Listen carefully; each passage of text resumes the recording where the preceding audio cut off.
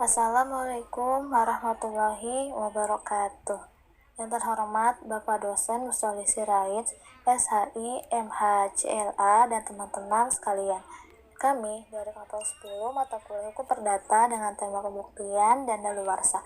Anggota dari kelompok 10 yaitu yang pertama Resista Arenova, yang kedua Alif Amatullah, yang ketiga Almira Sandika, yang keempat Arya Syarif Joyer, yang kelima Dandi Anjarwani, yang keenam Siti Nur Aisyah. Pembahasan yang kami bahas yaitu yang pertama pembuktian secara umum, yang kedua macam-macam pembuktian, yang ketiga kedudukan alat bukti, yang keempat pengertian daluarsa, yang kelima macam-macam alat waktu, dan yang keenam pencegahan atau penangguhan alat waktu. Kepada pemateri dipersilahkan. Pembahasan pertama, pembuktian secara umum. Pembuktian adalah proses untuk meyakinkan hakim tentang kebenaran dalil-dalil yang dikemukakan dalam suatu gugatan. Tidak semua dalil yang menjadi dasar gugatan harus dibuktikan kebenarannya, sebab dalil-dalil yang tidak disangkal apabila diakui sepenuhnya oleh pihak lawan tidak perlu dibuktikan lagi. Selanjutnya, macam-macam pembuktian. Alat bukti tertulis. Orang yang melakukan hubungan hukum perdata tentulah dengan sengaja ataupun tidak membuat bukti berbentuk tulisan dengan maksud agar kelak dapat digunakan untuk dijadikan bukti dalam sewaktu-waktu dibutuhkan. Alat bukti saksi. Kesaksian adalah kepastian yang diberikan kepada hakim di persidangan tentang peristiwa yang dipersengketakan dengan jalan pemberitahuan secara lisan dan pribadi oleh orang yang bukan salah satu pihak dari perkara yang dipanggil untuk persidangan. Yang ketiga, bukti persangkaan. Persangkaan adalah suatu kesimpulan yang diambil dari suatu peristiwa yang sudah terang dan nyata.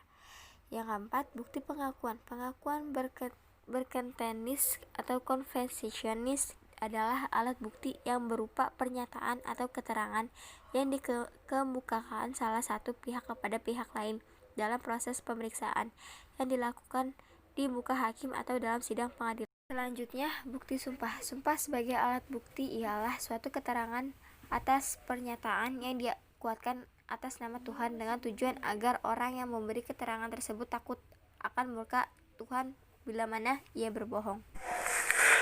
Kedudukan alat bukti. Pada dasarnya, kedudukan pembuktian dalam perkara-perkara perdata bertujuan untuk menemukan kebenaran formil terhadap suatu perkara atau sengketa yang terjadi dalam kehidupan masyarakat. Pengertian daluarsa. Daluarsa merupakan batas waktu akhir untuk memperoleh dan atau melepaskan sesuatu hak secara sah.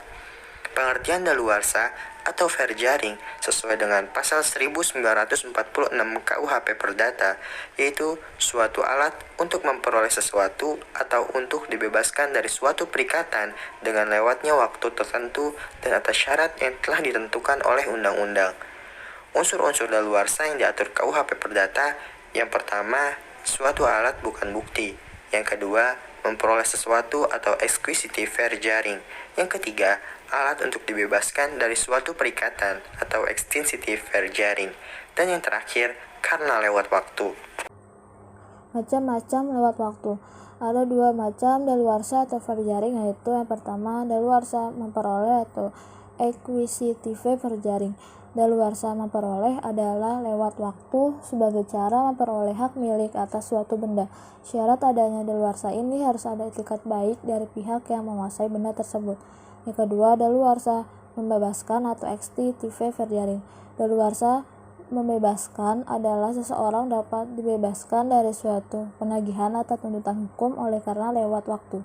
Oleh undang-undang ditetapkan bahwa dengan lewatnya waktu 30 tahun, setiap orang dibebaskan dari semua penagihan atau tuntutan hukum. Pelepasan daluarsa dibagi dua. Yang pertama, dilakukan secara tegas. Seseorang yang melakukan perikatan tidak diperkenankan melepaskan daluarsa sebelum tiba waktunya. Namun, apabila ia telah memenuhi syarat-syarat yang telah ditentukan dan waktu yang telah ditentukan pula, maka ia berhak melepaskan daluarsanya. Dua, dilakukan secara diam-diam. Pelepasan yang dilakukan secara diam-diam ini terjadi karena si pemegang daluarsa tidak ingin mempergunakan haknya dalam sebuah perikatan. Pencegahan atau penangguhan lewat waktu. Yang pertama, pencegahan daluarsa atau sweeping the fair jaring. Yang dimaksud di sini ialah daluarsa dihentikan atau dicegah sehingga tidak berjalan oleh karena suatu hal. Tetapi pada waktu itu dimulai lagi tenggak daluarsa baru. Yang kedua, penangguhan daluarsa atau skorsing dari jaring. Pasal 81 KUHP menyatakan penundaan penuntutan pidana berhubungan dengan adanya perselisihan prayudisial menunda daluarsa. Terima kasih kepada pemateri yang sudah menjelaskan, dan bagi teman-teman yang ingin bertanya, silakan bertanya. Mohon maaf bila ada kesalahan dalam pengucapan perkataan.